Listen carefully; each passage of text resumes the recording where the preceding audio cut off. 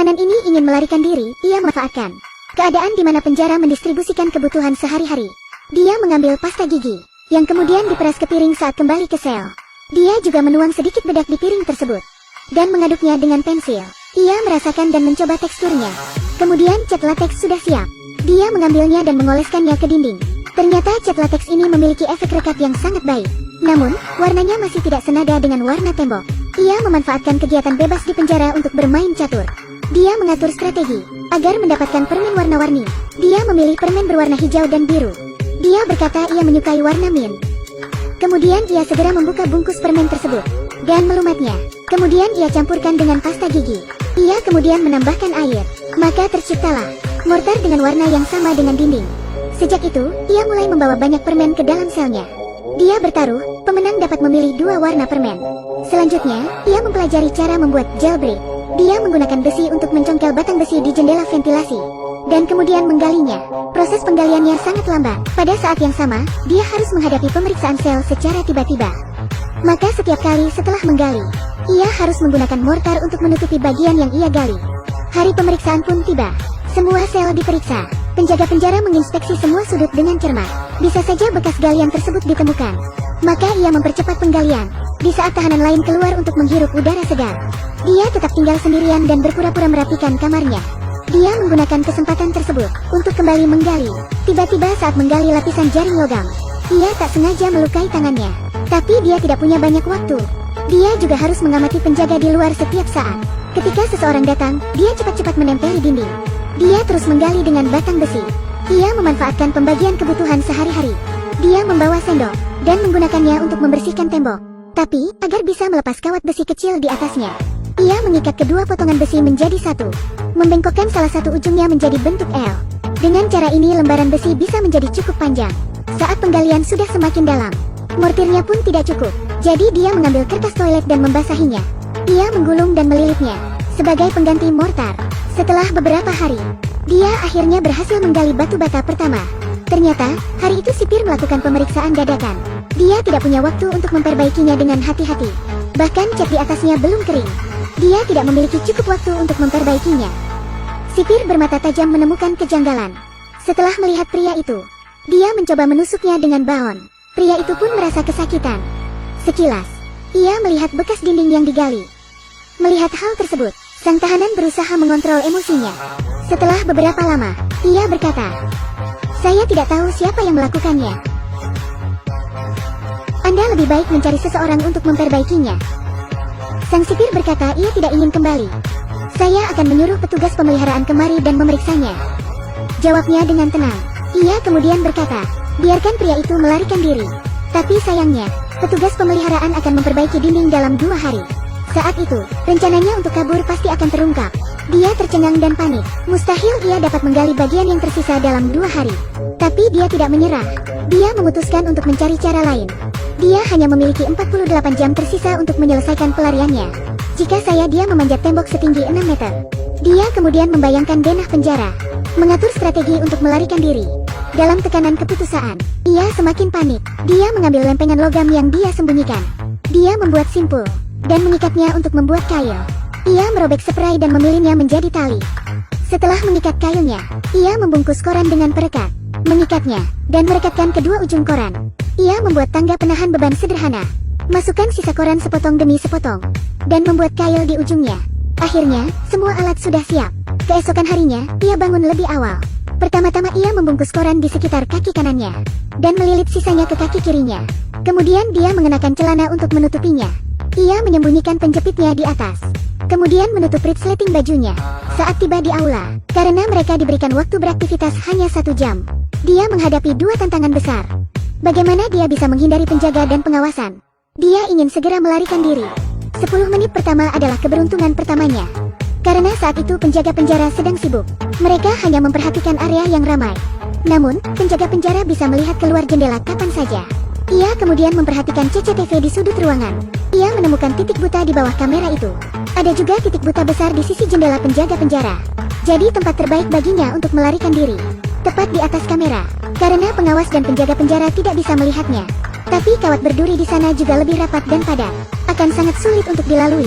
Ia mencari tempat lain dengan lebih sedikit kawat berduri. Ada juga kabinet di sisi ruangan yang mudah dinaiki. Namun, titik tersebut masih terpantau CCTV dan penjaga penjara. Setelah berpikir dan mempertimbangkannya dengan cermat, dia memutuskan untuk mencoba posisi pertama. Tapi ada satu masalah terakhir sebelum beraksi, yaitu keberadaan tahanan lain yang ada di sana. Jadi, ia memberitahu semua tahanan satu persatu, berkata bahwa ia akan melarikan diri dari penjara. Dia meminta mereka untuk tidak mengatakan apa-apa. Jangan beritahu sipirnya. Semua tahanan menyetujuinya. Dia memang orang yang jenius. Dia telah lama memahami psikologi para tahanan ini. Jika kau berada di sel penjara dan bertingkah mencurigakan, mereka akan diam-diam melaporkannya pada sipir akan mendapatkan pengurangan hukuman. Tapi di sana berbeda. Semua tahanan yang ada di sana, jika memberitahukan sebuah rahasia, maka kau akan kehilangan kepercayaan mereka semua. Jika kau berani melapor pada sipir, maka kehidupannya di penjara akan menjadi lebih buruk. Saat penjaga penjara tidak memperhatikan, dia mengambil tiang dan menyatukannya. Kemudian, dia menggantung kaitnya ke atas. Dia mengangkatnya dan menggantungkannya di pagar kawat. Tapi karena kawat berduri terlalu padat, ia tidak bisa menyembunyikan talinya sama sekali. Meskipun ini adalah satu-satunya titik buta, ia tak bisa terus-terusan membuang waktunya. Dia harus bergegas ke titik pelarian berikutnya. Meskipun risikonya tinggi, tapi tidak ada pilihan lain. Hal ini sepenuhnya adalah sebuah pertaruhan. Dia berhasil terhubung ke jaring pelindung dan mengayunnya. Dia kemudian memanjat dengan tali tersebut. Dia berhasil memanjat ke atas. Ia akhirnya memanjat dinding setinggi 6 meter. Sayangnya, pakaiannya tersandung kawat berduri. Namun, ia cepat-cepat menanggalkan pakaian dan celananya. Dia berhasil melewati pagar pembatas. Para penyelidik menemukan cara ia bisa melarikan diri dari penjara. Ternyata alat yang digunakan sangat sederhana. Yang membuat sipir semakin marah adalah pria itu meninggalkan catatan untuknya. Ia menuliskan, "Selamat tinggal sipir." Polisi segera mengatur dan memulai perburuan mencarinya. Sudah 1 jam sejak pria itu melarikan diri dari penjara. Dia berencana untuk meninggalkan kota itu. Tetapi orang yang akan menjemputnya tidak muncul seperti yang dijanjikan. Akhirnya, dia hanya bisa mencari solusi sendiri. Pria itu mencuri kendaraan terlebih dahulu. Di jalan, ia dilihat dan dikenali seorang ayah dan anak. Jadi dia bergegas membuang kendaraannya dan berlari ke hutan. Polisi yang mengetahui itu segera mengejarnya. Karena hutan yang dilaluinya dikelilingi jalan raya, maka polisi mengepung jalan raya. Mereka juga mengerahkan banyak pasukan dan anjing pelacak. Pria itu berlari putus asa menghindari anjing pelacak. Karena cuaca saat itu panas, polisi memutar arah untuk minum air dan beristirahat. Sementara pria itu hanya bisa berlari dan bersembunyi kepanasan. Karena dia mengenakan pakaian yang tipis. Perutnya terluka terkena kawat berduri. Cuaca yang panas membuat anjing pelacak tak dapat bekerja terlalu lama. Sang pria merasa kelaparan dan kehausan. Ia hanya bisa minum air yang tergenang di tanah dan memakan semua serangga untuk memuaskan rasa laparnya. Dia bertahan dengan cara itu hingga malam. Kemudian, ia menyelinap ke sisi jalan. Dia menghindari helikopter di atasnya. Keesokan harinya, polisi menyadari bahwa pria itu lolos dari pengepungan.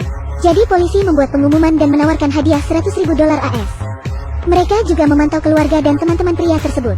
Namun, pria itu mengetahui hal tersebut. Ia tidak menghubungi keluarga maupun teman-temannya. Namun, dia dalam masalah besar. Karena hanya memakai baju tahanan, ia tak sengaja digigit laba-laba beracun di hutan. Jika dia tidak cepat merawatnya, situasinya akan semakin buruk, bahkan dapat mengancam jiwanya. Dia butuh antibiotik. Dia terpaksa memberanikan diri mencari teman untuk mendapatkan obatnya. Dengan alasan keselamatannya, di tempat lain, ia menemukan rumah kosong yang terbengkalai. Karena tergiur dengan hadiah yang ditawarkan polisi, ada seseorang yang menelepon dan melaporkan bahwa ada orang yang bersembunyi di rumah kosong tersebut. Mendengar hal itu, polisi langsung mengirim pasukannya. Mereka dapat membuka pintu dengan mudah dan melihatnya melarikan diri dari pintu belakang lagi. Untuk menghindari anjing pelacak dan menutupi bau badannya, dia memutuskan untuk melompat ke sungai. Setidaknya hal ini lumayan berguna. Setiap kali helikopter datang, dia menyelam ke dalam air dan bersembunyi. Dia bersembunyi hingga malam. Dia memanfaatkan malam hari untuk melarikan diri. Akhirnya dia bersembunyi di dekat pabrik kayu. Dia mencuri beberapa papan dan peralatan. Ia membangun gudang. Ia juga membutuhkan lampu. Dia ingat bahwa selalu ada lampu di kuburan. Jadi dia mengambil sebuah bohlam di sana. Beberapa bulan telah berlalu. Lukanya hampir sembuh. Dia berencana untuk melarikan diri ke Kanada. 2 hari sebelum keberangkatannya, gubuknya sudah ditemukan. Polisi yang menerima berita itu langsung mengirim sejumlah pasukan. Tamatlah riwayatnya. Keberuntungan pria itu sudah berakhir. Tentu saja yang paling bahagia adalah sipir yang diejek oleh pria tersebut. Film ini diangkat dari kisah nyata, bukan rekayasa. Cerita ini adalah kisah nyata, di mana akhirnya si penjahat dijatuhi hukuman penjara seumur hidup. Pengadilannya memutuskan untuk membawanya ke penjara di Ohio, mengingat dia adalah orang yang berbahaya. dan ditakutkan akan kabur lagi. Suatu saat nanti,